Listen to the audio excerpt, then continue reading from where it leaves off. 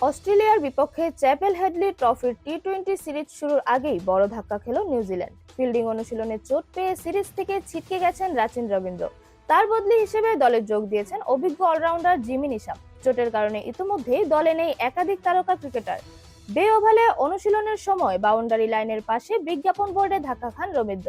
এতে ঠোঁট ও নাকের অংশে গুরুতর আঘাত পান তিনি, যার জন্য জটিল সেলাইয়ের প্রয়োজন হয়।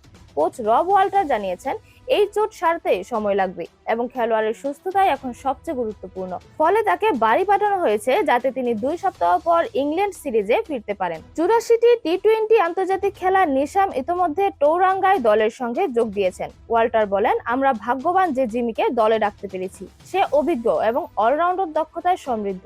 তরুণদের জন্য তার অভিজ্ঞতা কাজে আসবে।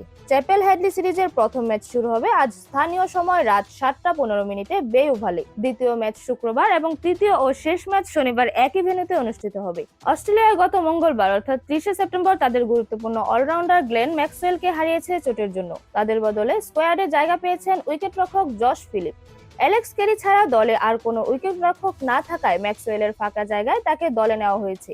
চোটের কারণে খেলতে পারছেন না নিয়মিত উইকেটরক্ষক জশ ইংলিশ। এরকমই নতুন নতুন খেলার আপডেট পেতে অবশ্যই চ্যানেলটি সাবস্ক্রাইব করে রাখুন। ধন্যবাদ। Flavours news.